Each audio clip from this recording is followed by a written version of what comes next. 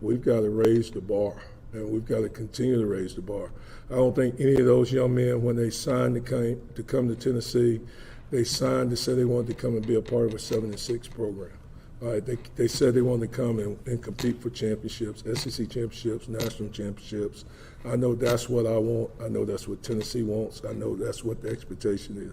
So we've got to continue to reassess everything that we're doing and make sure that we're continuing to move the needle in the right direction.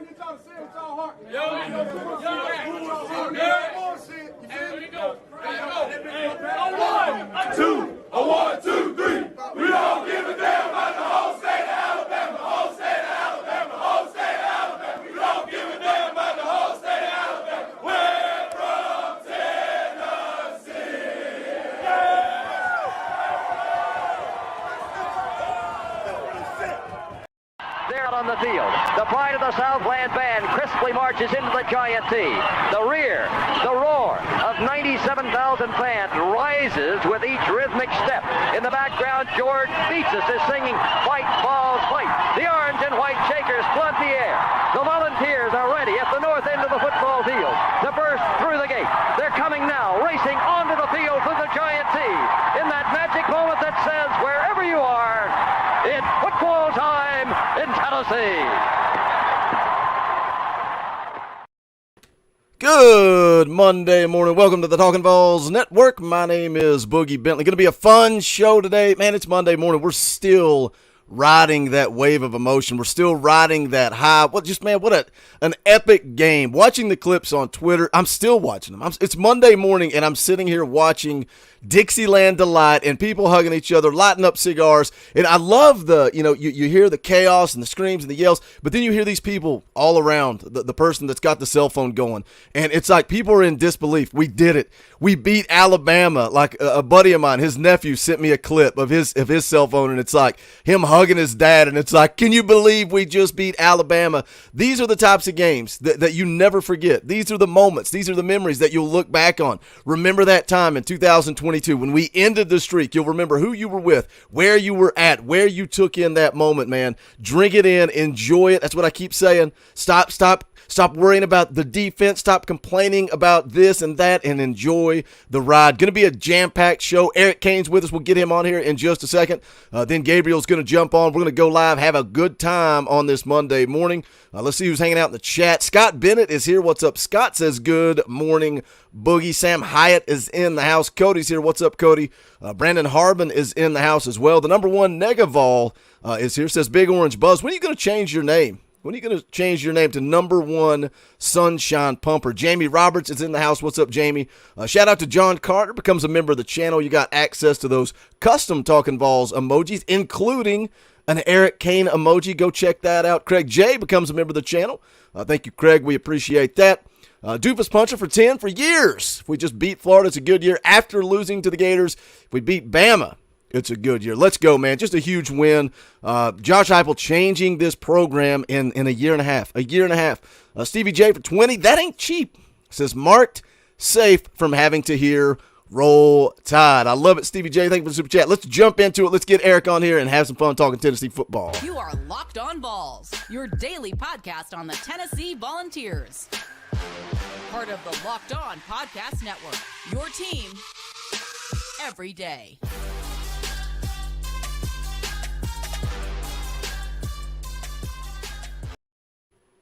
Eric, my man, what is up? How you feeling on this Monday morning? Man, you took it in live. You still riding that high? Man, I feel high. Dude, hey, it was what a night at Neyland Stadium. A whole lot of fun. It's one of those nights you're going to remember, you're going to look back on. Like you and I mean, there were some Alabama wins and earlier in our childhood, of course, but it's been a minute. So like I wrote a column over at VaultWest.com, and when people talk about the heydays of college football and this win and that win, I'm like, I can't really contribute because I haven't seen Tennessee beat Alabama much, and that's a win we're going to talk about for years to come. It was an electric atmosphere.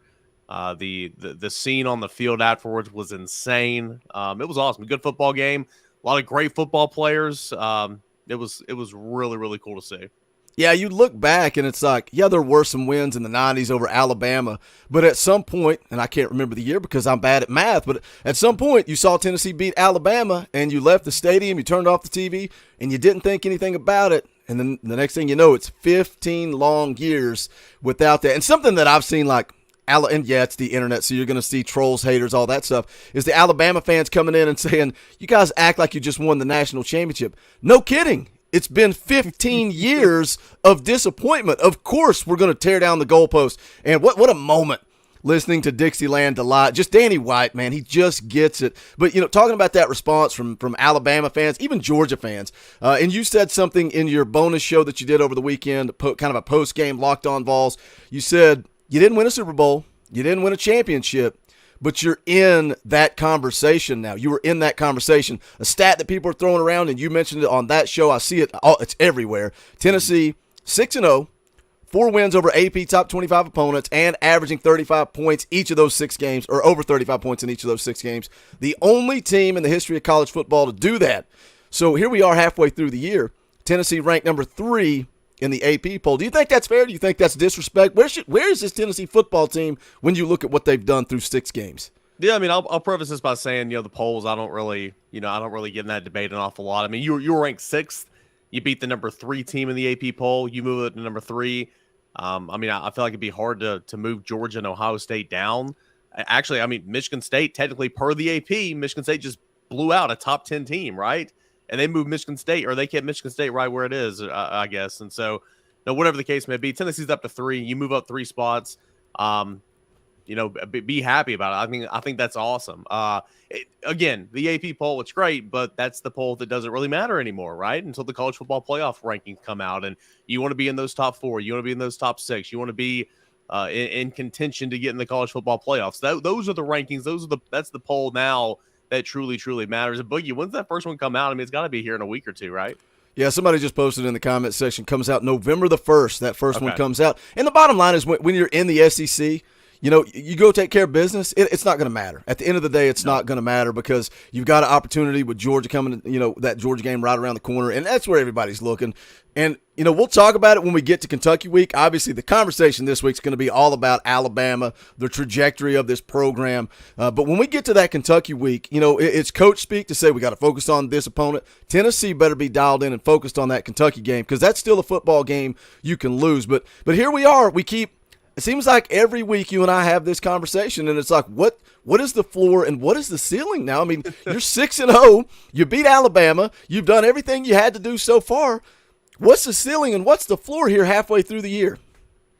I mean, the ceiling's college football playoff. I mean, like I said, I mean, you beat Alabama. Like, you knew like as I said all last week, like, I think Tennessee can beat Alabama. Will they beat Alabama? I don't know. Tennessee beat Alabama.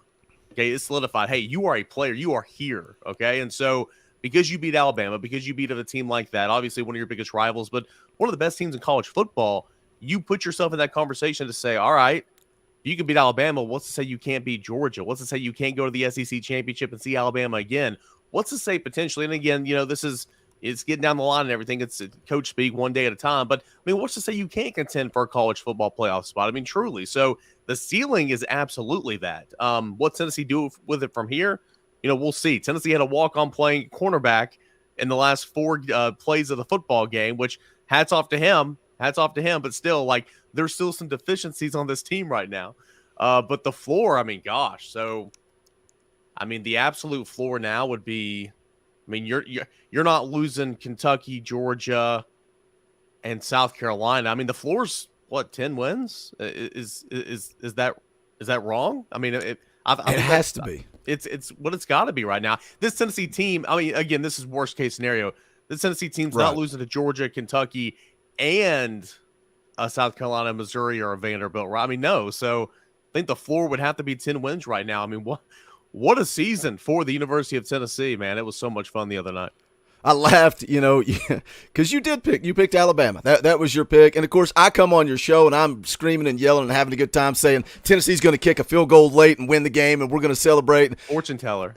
I'm nothing more than a hype man. Like, if you and people were tagging me on Twitter. They were so mad at you. They were like, you got to get after Eric. He picked Alabama. And it's Listen, here's the thing. Here's my response to that. Like, hey, like I said, I wrote it in VolQuest. I wrote it in my pick section. I said, hey, I'll welcome the flag. Bring it on. It's fine. I might be a fool for a lot of reasons. Picking Alabama to win a football game is not one of those reasons. Let me just put that out there right now. Let me hit a couple of super chats real quick. Jacob Donaldson for 5. Thank you for the super chat. Still, the voters disrespect us Vols. We are the best team in the country, period.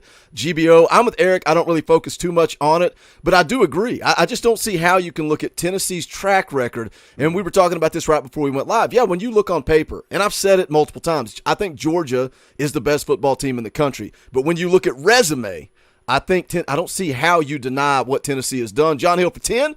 Boogie and Cain and a win over Bama. What a way to start off the week. Also dropping those custom Talkin VAWLS emojis. Thank you, John, for the super chat. Rodney Shell becomes a member of the channel. Thank you, Rodney. We appreciate that support. Guys, do make sure you smash that thumbs up. We got 260 people watching live on this Monday morning. Share the link out. Get it on Twitter. Let somebody know we're live. We would appreciate that support. Look, you go play Alabama and you get a win. Everybody's talking about Chase McGrath. Of course, he kicks the game winner. But there's a guy that came out of that game as a Tennessee legend. Look, we knew what Hendon Hooker was. We knew what he was going into this game. And if you're going to win that game, Hendon Hooker has to go take care of business. He did that, 385 yards and 5 touchdowns.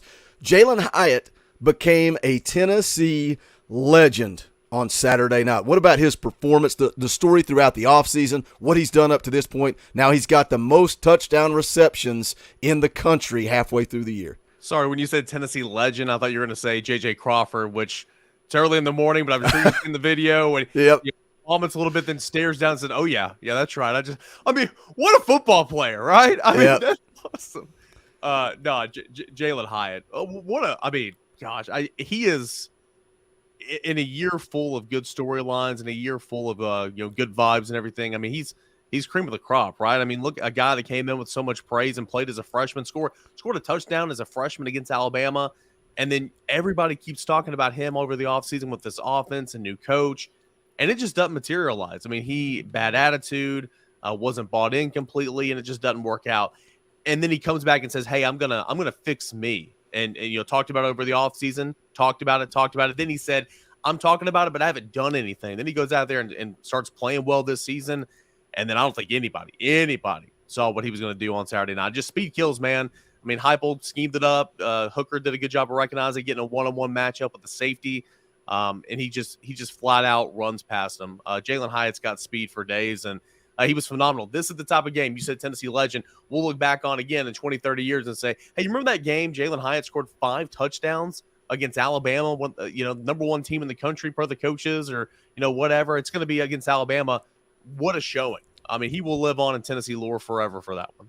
Yeah, it's like I said, man, I saw a post on Facebook talking about it, and it was a group of friends that graduated from Tennessee in 98. And they were talking about that season, and of course, now they're all in their 40s, lighting up their cigars after the game. And it's like, this is a message to the Tennessee student body to soak in this moment. And because you will one day, when you're in your 40s or 60s, 70s, you got kids, grandkids crawling around your ankles, and they're in Tennessee onesies, and your dog has a Tennessee dog collar. And it's kind of laid out all this stuff, how you go from this wild college kid to this adult and just go living out your life. But you'll always look back. And that's something, man, we talked about last night. Papa T's in the chat right now. He's a big Swain event guy. He's a big Vol Twitter guy. And he came on the show last night. We were talking about it. It's not just Tennessee football. It's so much more than that. It's the people that you take in these Tennessee games with that you'll always look back on. Knoxville Buckeye for 5. Thank you for Super Chat. We're one game closer to my worst nightmare, having to pick my alma mater over UT. Been a Buckeye fan for my most of my 50 years and a Vol since 2008. GBO. Now, what do you think about Carnell Tate, Knoxville Buckeye? Because a lot of Ohio State fans hate me just because of Carnell Tate. But thank you for the super chat, buddy. Good to see you in the chat. Let's talk about, obviously Jalen Hyatt will be remembered for that game last night. But what else stood out to you in the 52-49 win over Alabama? What impressed you offensively, defensively, just game top to bottom? Yeah, on today's Locked On Vols, I'm just gushing over the offensive line, and I didn't need to rewatch the game to know that they played well. I mean, the last 2 weeks, this offensive line has just stepped up its level of play. The physicality's been incredible.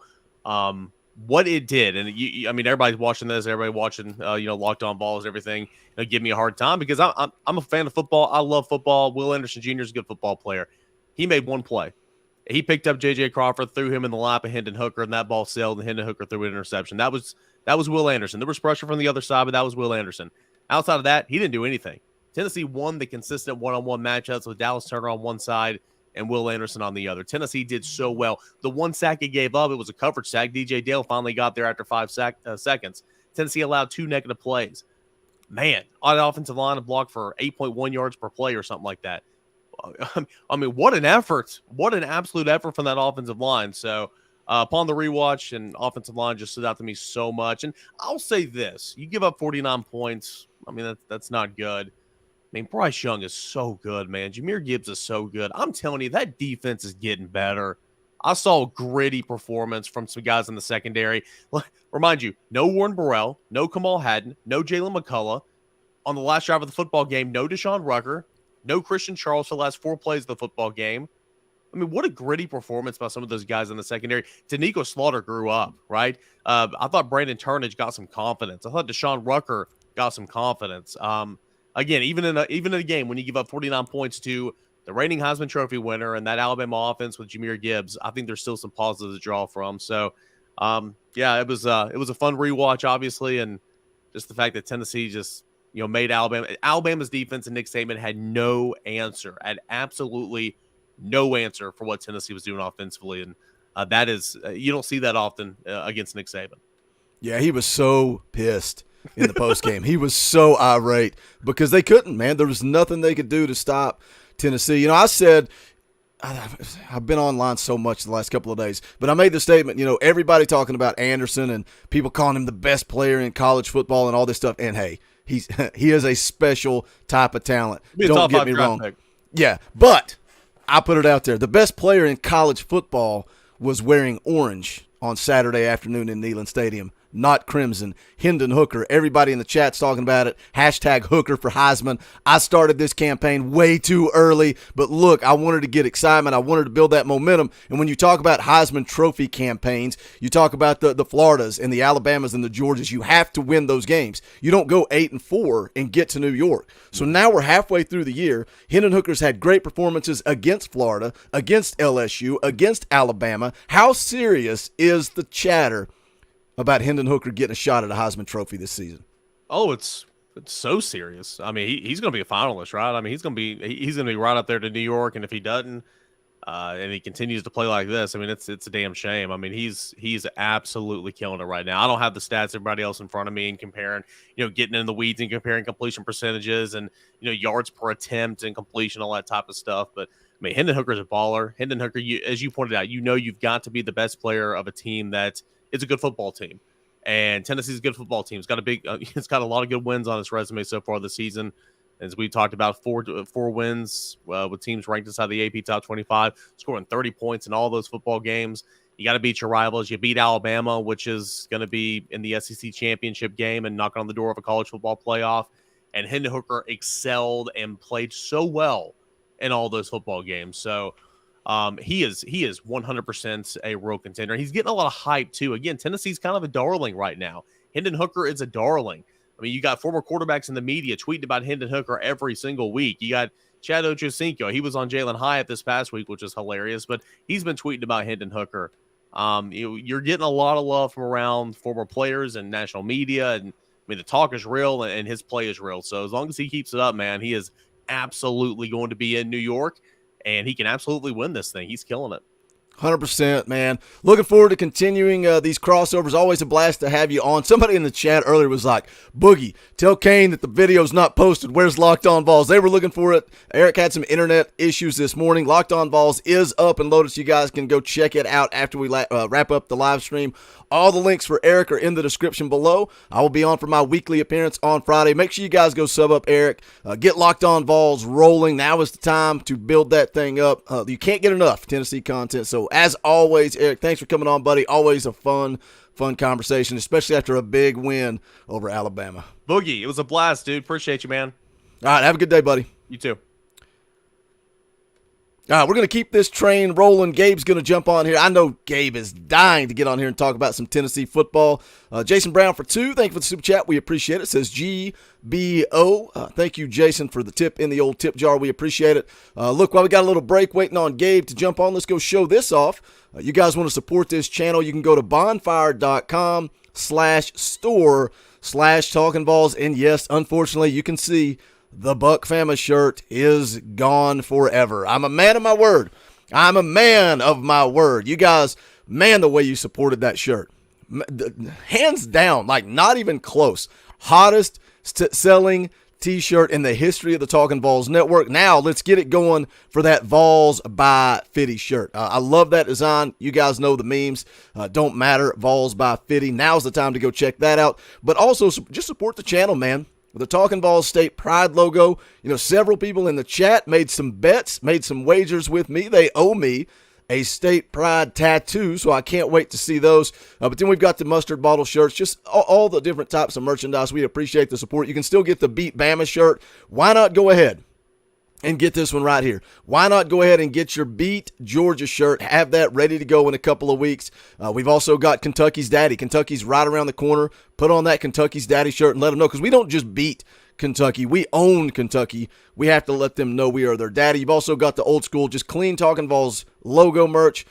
This is a good one that really a lot of people don't pick up. TBA Jam. NBA Jam theme shirt. TBA, Thompson Bowling Arena. Of course, you can see over my shoulder. Obviously, I love NBA Jam. But any and all sport, greatly appreciated. Again, bonfire.com/store/Talkin VAWLS. Go check out the merch. Also, thank you to all the members of the channel, man. You guys are getting this thing rocking and rolling. Biggest month in the history of the channel, hands down, not even close.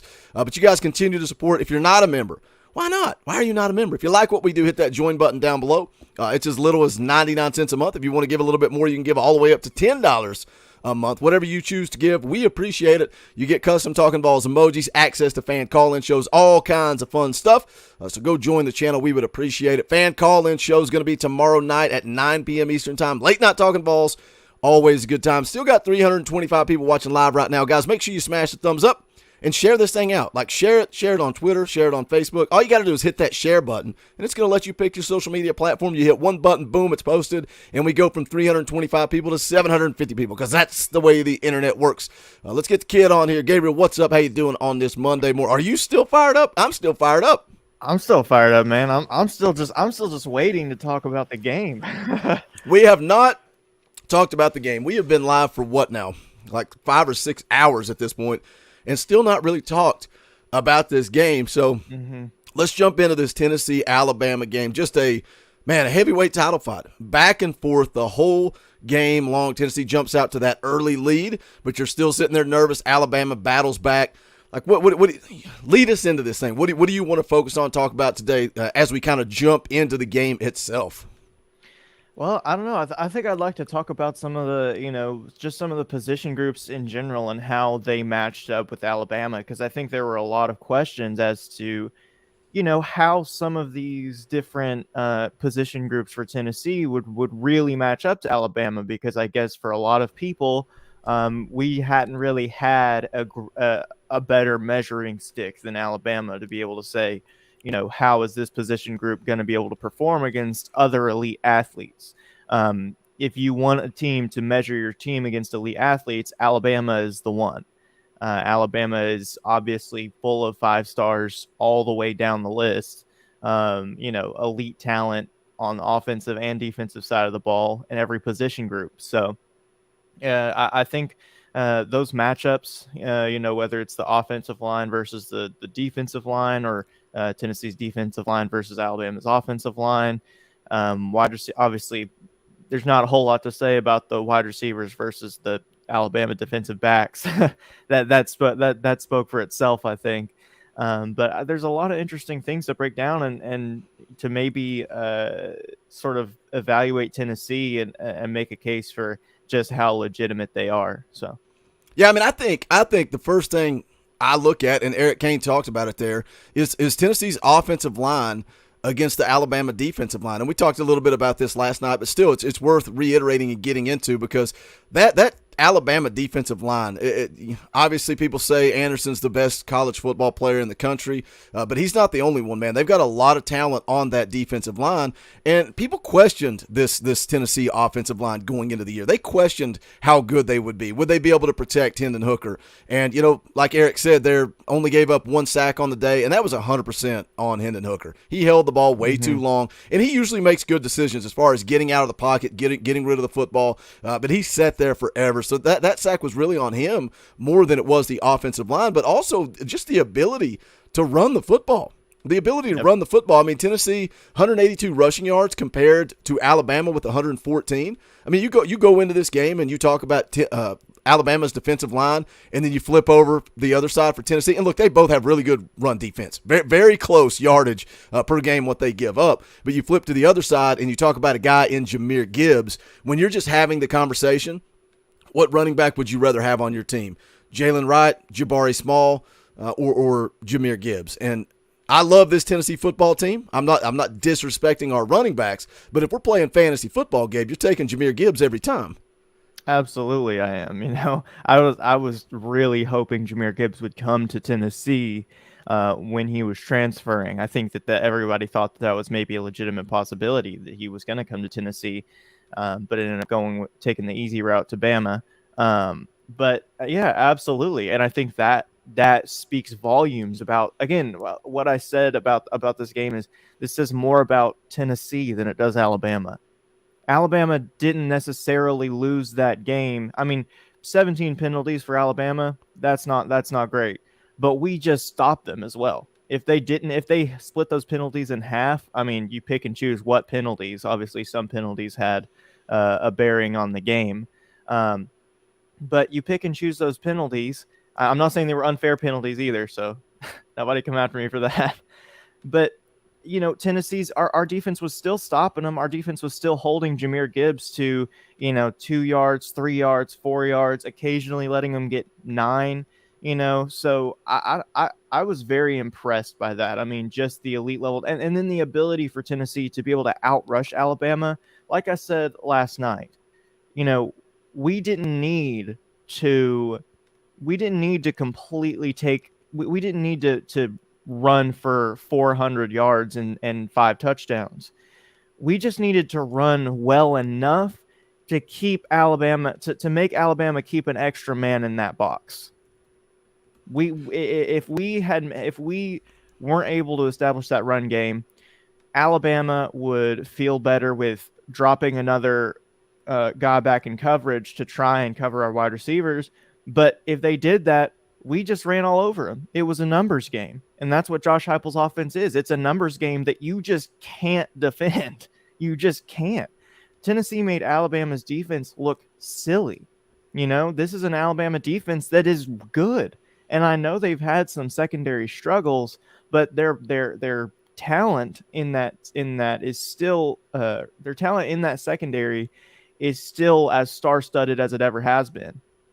So, I mean, I don't know.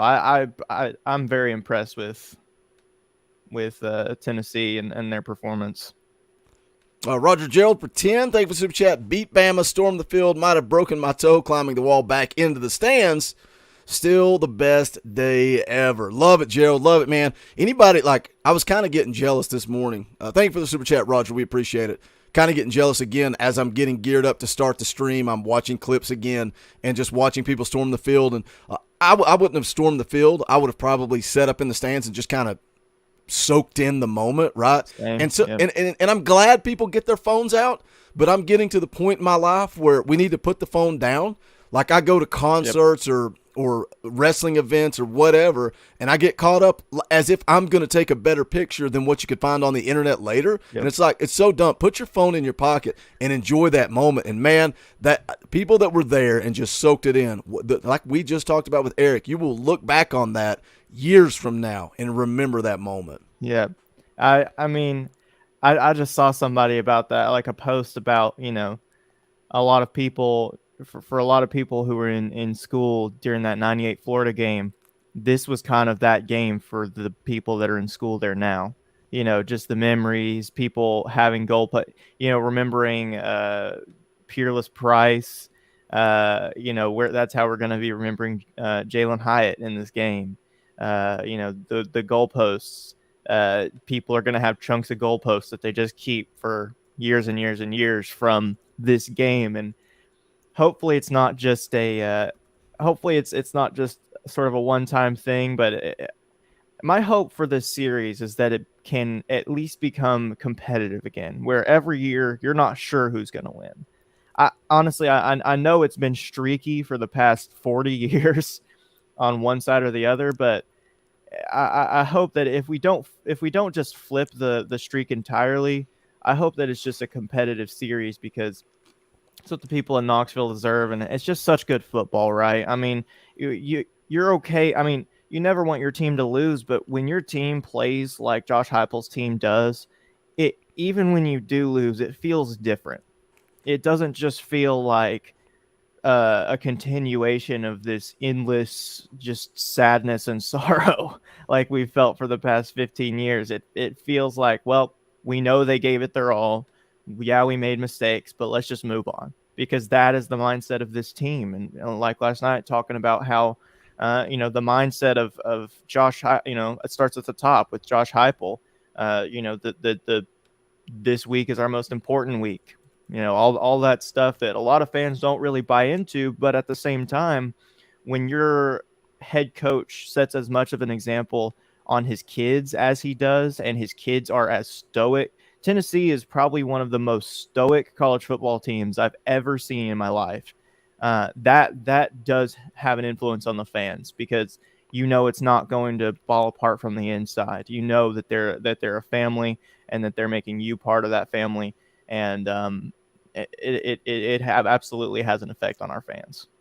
And I mean, it's just amazing, because it does start with Josh Heupel. And I talked about this last night, you know, talking to my wife, and she's like, well, you think they're going to lose, right? Late in the game. And I'm like, yeah, I do. I think they're going to lose. I think they're going to lose. They're going to blow it, blah, blah, blah. And then I get ready to walk out of the kitchen. I'm like, we got one thing that's in our favor, and that's Josh Heupel and his confidence. And I keep saying it the last few weeks. I think it comes from playing the game at an elite level. He's been in the pressure cooker. He's been in that national championship spotlight. He's been in that Heisman Trophy spotlight. So what better guy to talk to Hendon Hooker about how to embrace the moment, continue to develop and get better, stay focused on the task at hand, than a guy that's had a national championship on the line, a guy that's had a Heisman Trophy campaign on the line. And I think that is a big part of his confidence. And, you know, again, Alabama misses the field goal, and he doesn't even blink. Like, it doesn't even faze him. He's just like, okay, that just happened. Now this is what happens next.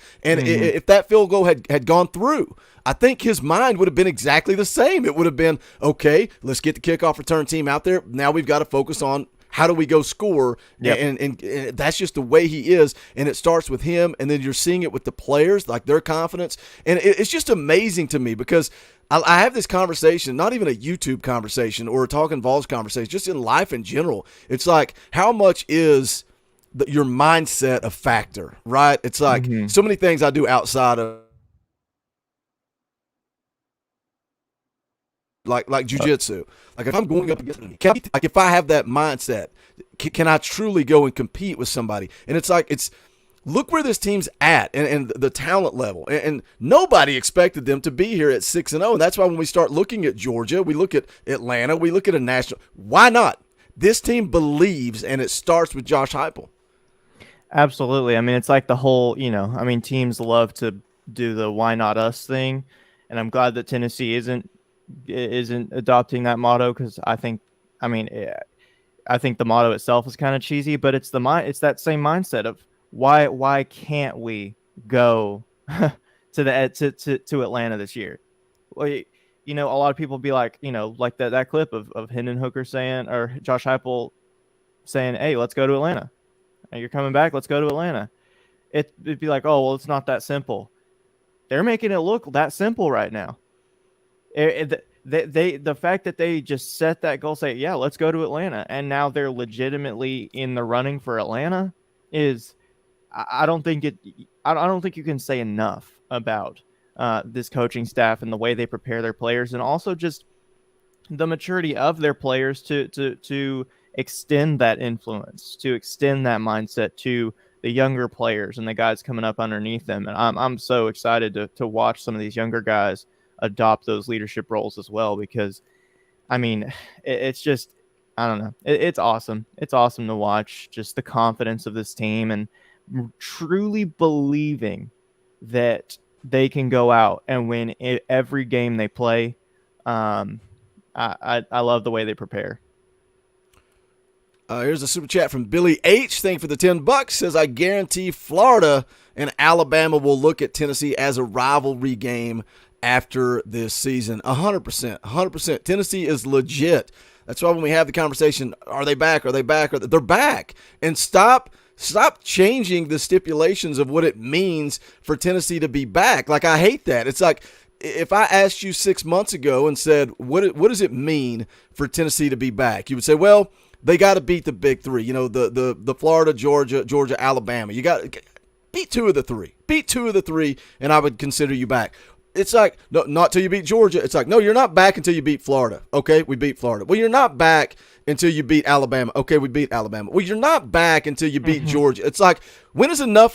Like, you can't say, well, you're not back until you win a national championship. That's not being back. Being back means that you're going to be competitive. And I get the argument of year in and year out, right? You got to be competitive. You can't just go out and win 10 or 11 games in 2022 and then fall off to 7 wins in 23. That's so I would agree with that argument of continuity, continued success. And 2023 is going to be interesting. And I know, not to get too far ahead of ourselves, we're talking about Alabama. We're going to continue to do that. But I think it's worth talking about. 2023 is going to be interesting because this football team is losing a lot of production. But where it really gets interesting is the transfer portal, because kids are going to want to flock to Tennessee. We are seeing it on the recruiting trail. All the guys that were on campus, Carnell Tate tweeting out, Stanton Ramel now having conversations with the Tennessee coaching staff again. That would be a big offensive tackle to get back in the boat for Tennessee. Francis Mauigoa, what's going through his mind? The next couple of months are going to be very interesting if Tennessee continues this success. But 2023 is going to be a very, very interesting year for the Vols. Yeah, I'm excited. I mean, obviously there's the question of, well, Hendon Hooker is gone, but Joe Milton, based on what he's shown so far this year, I mean, there's a difference between coming in and in the second half of a cupcake game and being productive versus playing the big dogs. I understand that. But we've said since Joe Milton's come in how insane he could be. How insane he could be. All he had to do was put it together in his mind.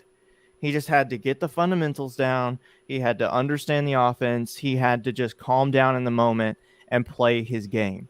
And we've seen that so far this year. And if he can continue to expound on that, and if he's hungry to be great, he is, mark my words right now, if he plays his game and he keeps that hunger to be great and improves and is the player that he could be next year, he's winning the Heisman Trophy, period. That's just it. He just will. That's it.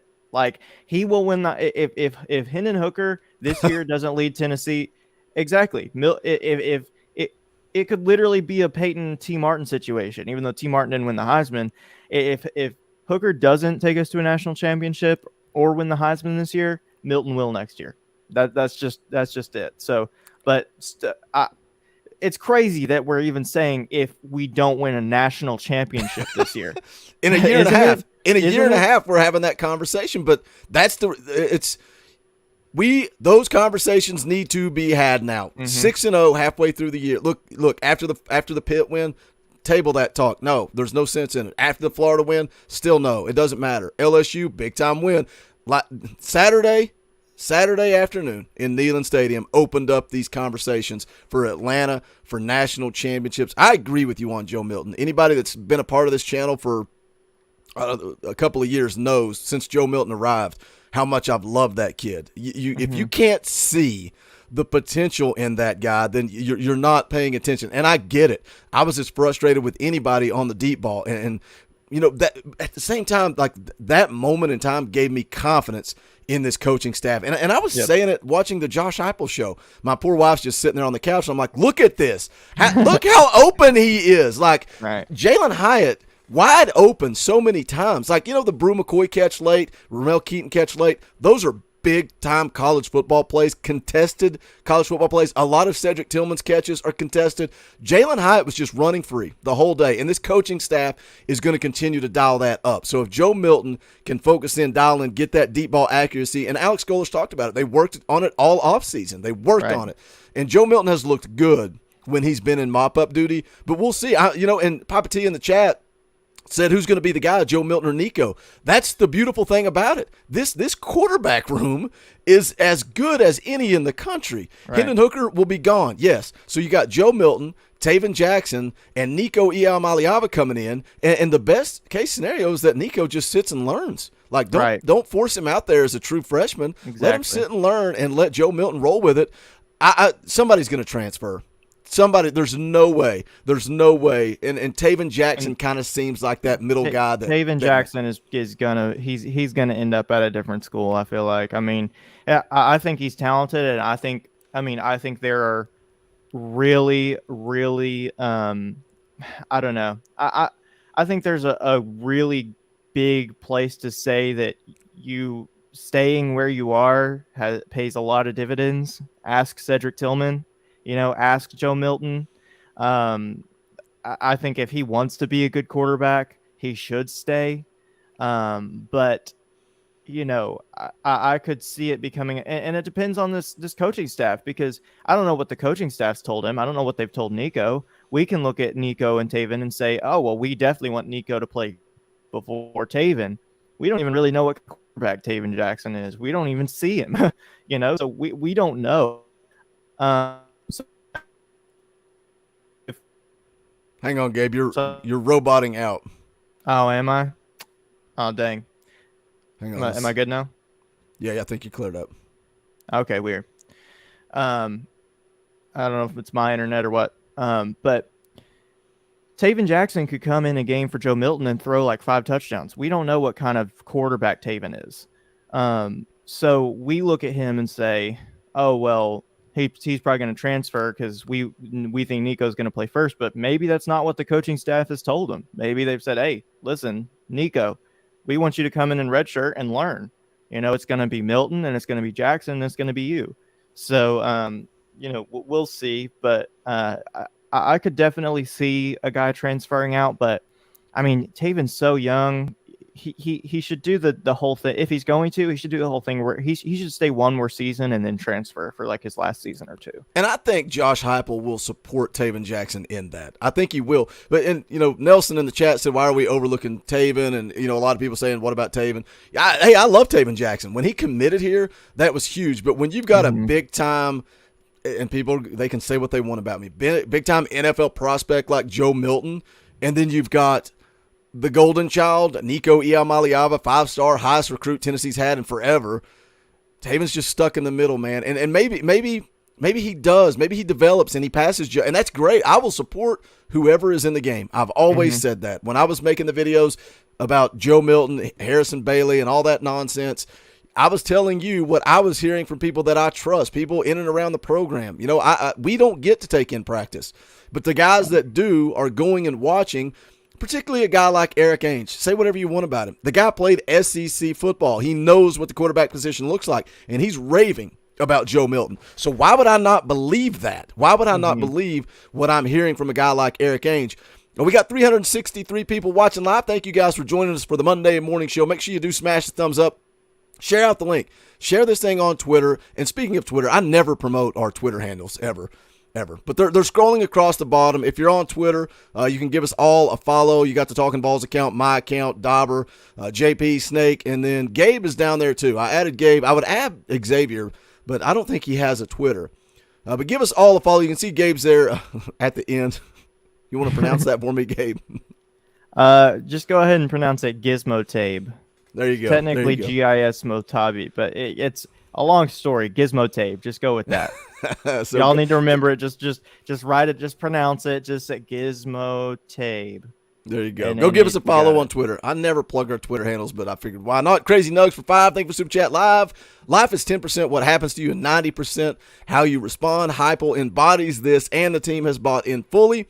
It's great to be a Tennessee Vol. Thank you, Crazy Nugs. Appreciate that Super Chat. Wade Rouse for 5. Trying to get my tat today. Holy cow, if they will get me in. If they do, when it gets done, I'll send you a DM, Boogie, so you can be the first to see it. Dude, I love it.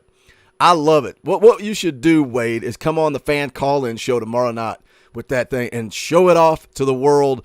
It's happening, Gabe. It is happening. It's a grown happening. adult is about to get a Talkin VAWLS tattoo. We That's have gonna be officially arrived. We have made it. We can't say we're back because we've never been there, but we arrived. We have arrived. Guys, please hit the thumbs up. It does help. And again, if you share this thing out, let's grow the chat. Keep growing this platform, man. It is blowing up. And, of course, it helps when Tennessee's successful, but this thing is getting big. There's a specific here that I want to touch on from Saturday that I don't think, I mean, you can give credit to so many guys, but this guy is somebody that, in my opinion, hasn't stepped up all season up to this point and is a solid player, but just hasn't really, I feel like, made that big of a difference in a game. He made a huge difference in this game. His name is Princeton Fant. And if you told me that Princeton Fant was going to score on a I formation fullback run, I would have been like, that's not going to happen. That's just not going to happen. Sorry. I don't know where it's not going to happen. It did happen. Princeton Fant scored and he had a couple of big receptions as well, plus what he does in the run blocking game. I mean, Princeton Fant had a really good day, and he's a guy that I've not been super confident in the past couple of years because it's always felt like he's this athlete that just can't play tight end at a very high level.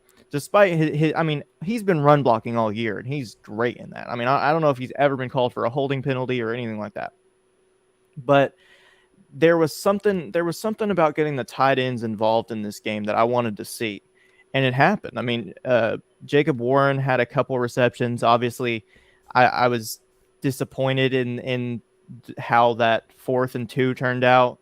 I still don't love that play call on a 4th and 2, getting your tight end out there, throwing it to him 2 yards behind the line to gain. And it's like that just doesn't work all that often. I saw somebody say that, I can't remember who, but that Jacob Warren is just too big of a guy to put on that. That's not the case, man. He almost ran through the cornerback that was trying to tackle him at first. It's one of those play calls where you're setting up for misdirection, right? You're hoping you catch them buying into what you're selling, but if they don't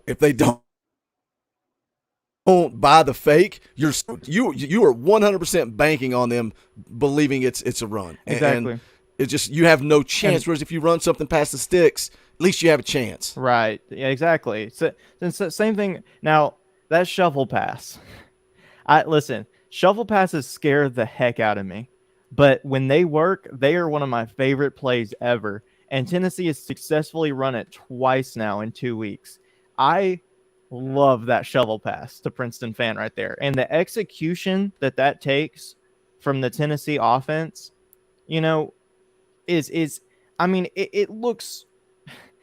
just looks so easy. They just make it look so easy. There's like 3 guys motioning to get set, and then Princeton Fant, and then Hooker has to have that timing of, take the ball. Oh, this guy is literally in my face. When do I throw this ball to Princeton? And then you got the guys going downfield to block to open that lane, and they did it perfectly. That was beautiful, man. That was just so beautiful. And they did it the same way against LSU on that fourth, I believe it was a fourth down. I mean, I love seeing that for that 2-point conversion. And I knew they were going to do it too. I was just shocked that they did a little bit, because I think that might be sort of one of their go-to short yardage plays. And I'm even showing it last week. I'm shocked that Bama didn't pick up on that and try to defend it a little harder. But Bama's defense was falling apart all day, obviously. But that shovel pass was so much fun to watch. But yeah, Princeton fan, I was impressed by him, man. I have been not a Princeton fan hater, but he just hasn't lived up necessarily to maybe the standard that you would expect, as far as some drops, a fumble, just some things that it's like, dang, you're not playing at a high enough level. But he is mid-season improving, and he's shown that when he's needed, he can go out and make a play. And I really appreciate that about him. And he's ripped, by the way. You talk about muscle definition. Princeton is scary ripped. I would. He is. He's strong. I remember last week against LSU, he picked up that freaking defensive back and carried him 3 yards in the air. Do you remember that? Yeah. It's on the sideline. It's ridiculous. And it's not just muscle. It's he's like you said, he's shredded. I was, as you're talking about tight end play, and it's Alex Golish coaches the tight ends, and I really thought they would be a bigger part of this offensive production. And when you look at the stats for the year, I mean they're way down the list. But Fant has 13 catches for 111 yards, no touchdowns. Which that can't be right, because that shovel pass was a 2-point conversion. Jacob Warren, 5 catches for 99 yards. But on the flip side of that, it's hard to really – do you really need to get your tight ends involved when Jalen Hyatt is just running free all over the football field? He's leading the country with 10 touchdown receptions. It's hard to really complain about what this offense is doing this far. Let me hit a couple of super chats, and I want to come back and talk about the defensive line for a reason that we'll get into in just a second. Austin Murray for 10. Go Vols and Semper Fi, gentlemen. Thank you, Austin, for the super chat. We appreciate it. Wade Rouse for 2. If my internet will work, I will come on tomorrow. Love it, man. Love it. Still send me that picture. If you get that tattoo done today, I would love to see it. Tennessee King for 5. It's special to be a Tennessee Vol with recruiting and everything. We are definitely back. Go Big Orange. Thank you, Tennessee King. We appreciate it. Dylan D'Angelo becomes a member of the channel. I see a lot of you that are not members. Become a member. Join the cult. Join the cult that is the Talkin Vols family. We would appreciate the support. Hit that join button down below. Let's talk a little bit about the defensive line. We're probably just going to go an hour today. We've been live. Good gosh. I feel like we've been doing a post-game show for about 7 hours now. But want to continue to bring you guys content. Love hanging out with you guys. Let's talk about the defensive line, because Saturday in the post-game show, Snake said something along the lines of the defensive front not playing well in this game. I disagreed with him, and I saw you blow a gasket in the chat. You were not happy with that comment from Snake on Saturday. I thought this defensive line played great. I think that Byron Young has been not dominant, but he is making plays week in and week out. And yeah, when you look at the stat sheet and you only see 1 sack that came from Omari Thomas, but still BY set up that sack for Omari Thomas. But you also have to look at how elusive that Young is, and how, I mean, he extended plays, kept his eyes down the field, made plays. But Tennessee's defensive line was in the backfield all day. They were getting a push all day. Right. I thought they played well. Well, yeah, and when you compare it to, I mean, Alabama's defensive line didn't do anything. So when you compare that to Tennessee's defensive line was disruptive all day. I mean, they didn't get pressure on every single snap, but they got pressure. They made Bryce Young scramble so much, and credit to Bryce Young, because if it was any other quarterback in the country, we would have probably had 4 or 5 sacks last night. We just would have. Bryce Young is an unreal athlete, and he showed us why he is the previous Heisman winner. Just being able to extend plays. I think there were a few bad angles there in the backfield by some people, but Bryce Young is just so shifty. Our defensive line was disrupted. I mean, whether you talk about the run game, I mean, you know, the linebackers coming up to support the run. Our defensive line was disruptive. So yeah, I was very impressed with that, and I definitely didn't quite understand that comment, because it's like, sacks don't equal defensive line playing good. It just doesn't. It just does not. You know what I mean? There is, and Josh Heupel talks about this too. He talked about this when everyone was freaking out about Tennessee's defense not getting home, or the defensive line not getting home to the quarterback. He said, "Hey, our defensive line affects the games in other ways. You know, our defensive line in the Ball State game affected their entire game plan. They had to get the ball out in 1 second. Otherwise, they were scared of our defensive line coming in to destroy them." I mean, I don't know. I think that our defensive line affected that game. Bryce Young is a dude, and he showed us why. But we made him uncomfortable. Hendon Hooker was hardly ever uncomfortable. You know what I mean? He was hardly ever uncomfortable. He scrambled a couple times. That's about it. I mean, he got sacked one time. That was his fault. But I mean, Bryce Young was uncomfortable. Our defensive line played really, really well against an Alabama offensive line that is still elite talent. It's not the absolutely ungodly, just ridiculous offensive line that we've seen in the past from Alabama, but they're still at least 4 and 5 star talents. I mean, that they just are, and they should for the most part play like it. They're not the best, but they're really good.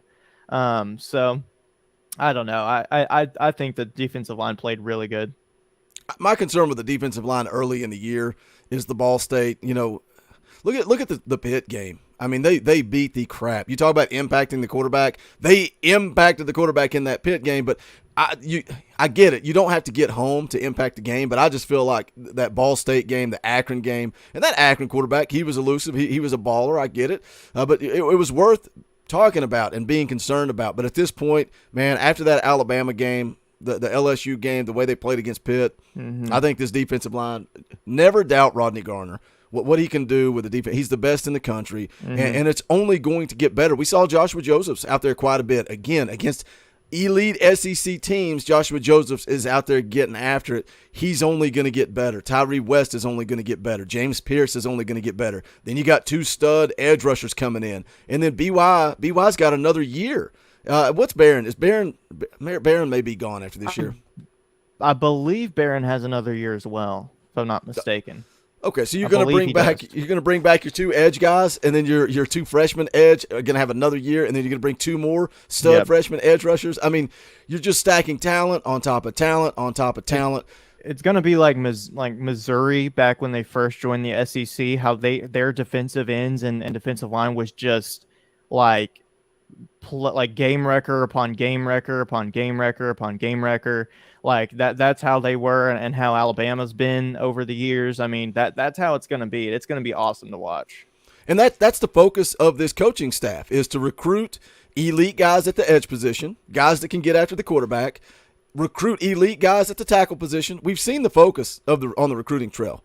Offensive tackles, edge rushers, quarterbacks. That's the key to success. You win football games by protecting the quarterback, getting after the quarterback, and having a quarterback. It is a quarterback-driven game. We are seeing that with Hendon Hooker. People can come at me. They can argue with me. They can tell me I'm stupid, and they can stay stuck in the 90s with that defense wins championships crap. No, it doesn't. Offense wins championships now. And I know the comments will flood in. Georgia. I don't care. They're the exception to the rule. Look at Alabama.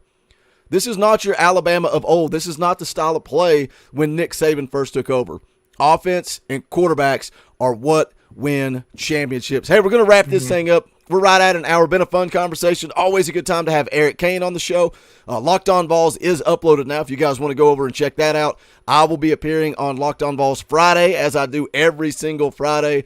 Going to be a great week, continuing to bring content. Tuesday night, fan call-in show. Wednesday night at 7 o'clock, another Talkin VAWLS live. And then Saturday, there won't be a tailgate show. on Saturday. We're not tailgating for Tennessee Martin at 11 o'clock in the morning, but we will be live immediately after the game. Guys, please continue to share the links, retweet, all that good stuff. You guys are an amazing community. So much fun to have Papa T on last night and see what this community is becoming. Guys like Papa T make this thing a whole lot of fun, but we appreciate you guys tuning in. If you haven't done so yet, smash that thumbs up on the way out the door. Probably got a video coming later today. Maybe we'll see what comes out of it. But if not, join us tomorrow night, 9 p.m. for the fan call-in show. That's going to do it for this one. He's Gabe. My name is Boogie Bentley. Go Big Orange.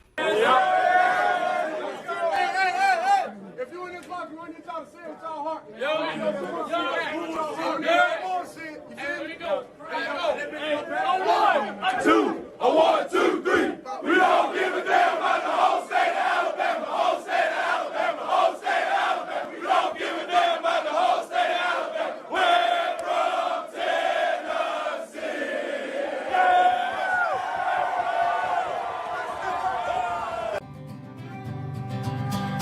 The songs how like me, poets at an arcade, soaking moonlit falls, unbroken past this undated orb that we call